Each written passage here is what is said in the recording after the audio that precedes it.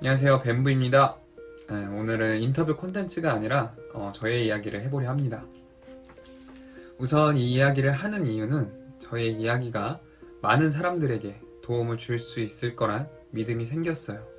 지금 힘든 상황에 놓여있는 분들께서는 다시 한번 삶의 페달을 밟을 수 있길 바라며 반드시 나아질 수 있다고 말씀드리고 싶습니다. 그리고 이 영상을 클릭했다는 것 자체만으로 이미 회피하기보다는 마주하겠다라는 의지를 가진 분이실 테니까요. 제목에서 예상하셨다시피 저는 2년이 넘는 시간 동안 우울증을 겪었어요.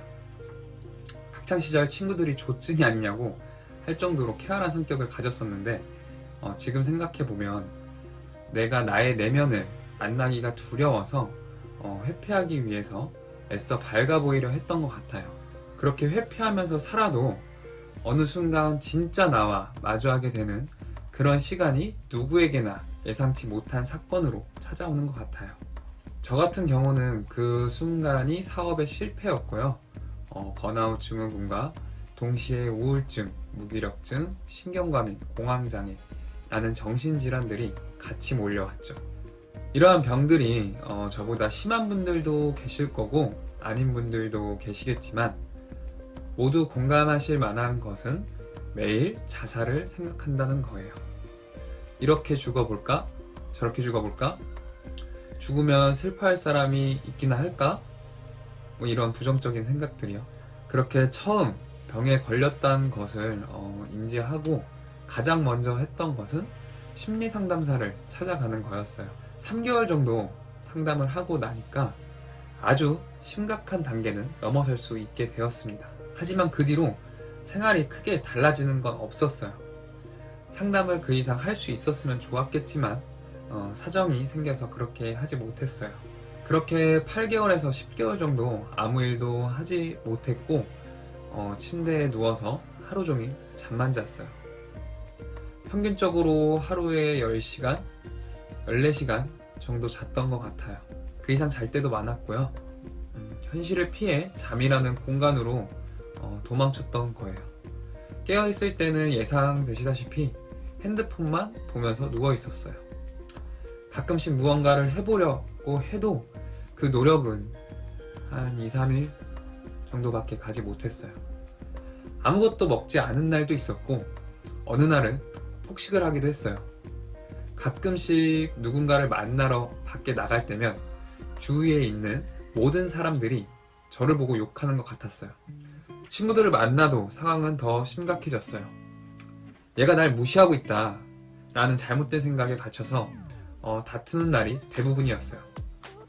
이 외에도 우울증에 대한 증상과 그 기간에 겪었던 일들에 대해서는 할 말이 많지만 실질적인 그리고 바로 행동할 수 있는 도움이 되는 정보를 드리기 위해 찍는 영상이니만큼 이만 줄이고 제가 우울증에서 어떻게 극복하고 벗어났는지에 대해서 이야기해 볼게요.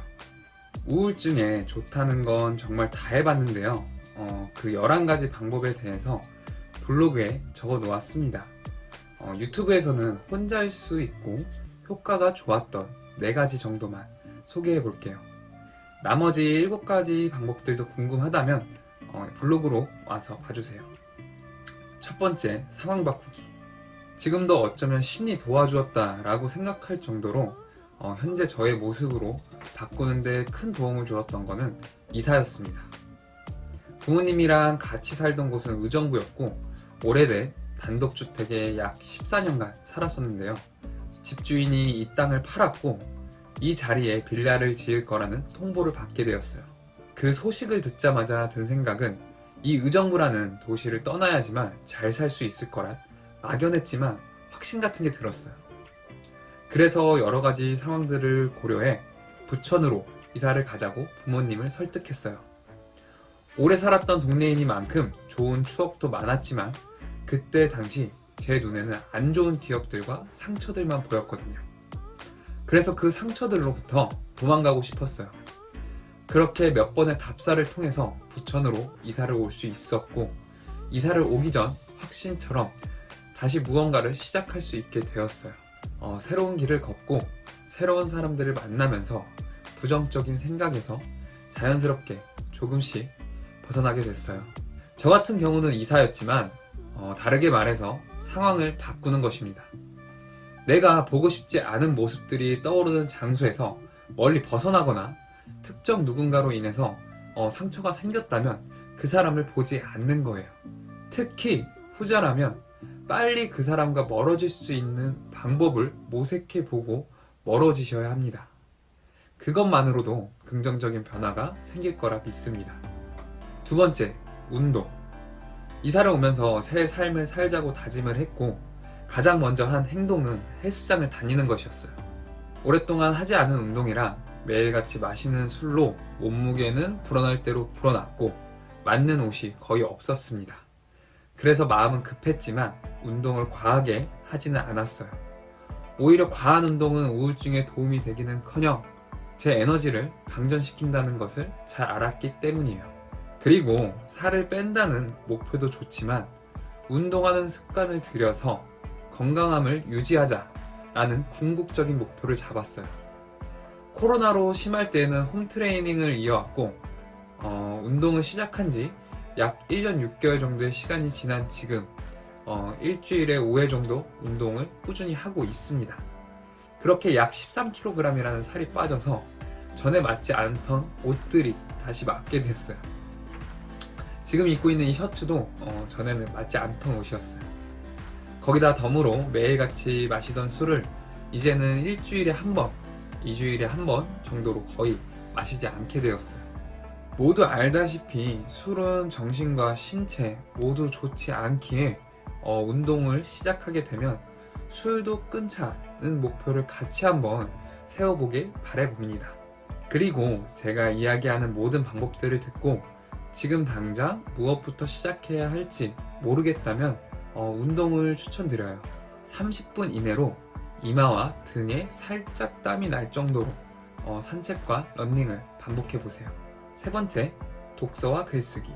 독서와 글쓰기를 따로 구분할 수도 있지만 지력이라는 관점으로 묶어서 말씀드릴게요.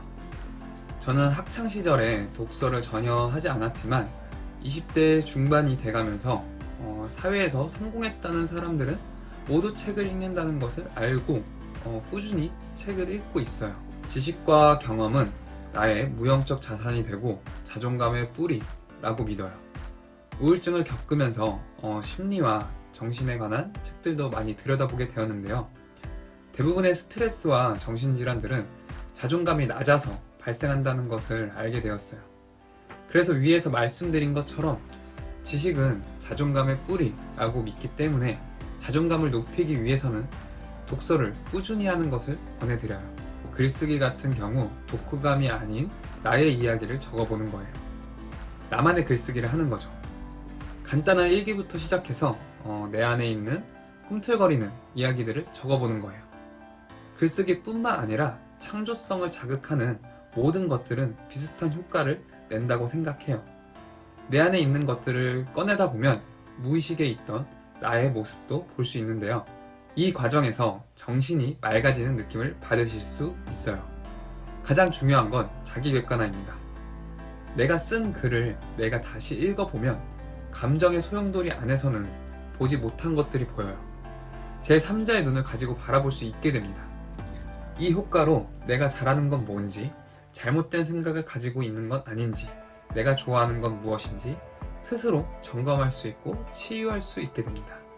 네 번째, 명상. 명상이라고 하면 어떤 특정한 것들이 떠오릅니다. 불교, 가부좌를 틀고 있는 자세, 자연, 그리고 저한테는 아무나 할 수 없는 것이라는 느낌을 가지고 있었어요. 아주 일부 극소수만 하는 특이한 행동이라는 생각이 들었죠. 그런데 막상 명상을 경험하고 나니까 그런 게 아니더라고요. 누구나 지금 바로 할 수 있는 게 명상이고 그 효과를 바로 볼 수 있었어요.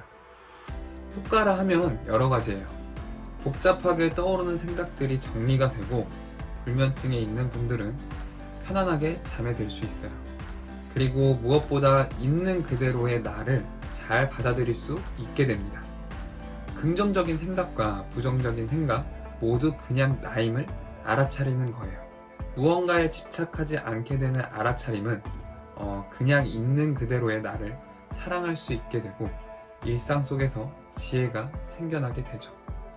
마지막으로 정리해드리면 이미 눈치채신 분들도 계시겠지만 첫 번째를 제외한 나머지는 지, 덕, 체입니다. 이 세 가지 모두 덜 중요하거나 더 중요한 것 없이 균형 있게 성장시켜야만 나를 붙잡고 있는 것들에 대해서 자유롭게 벗어날 수 있다고 믿어요. 제가 그랬으니까요.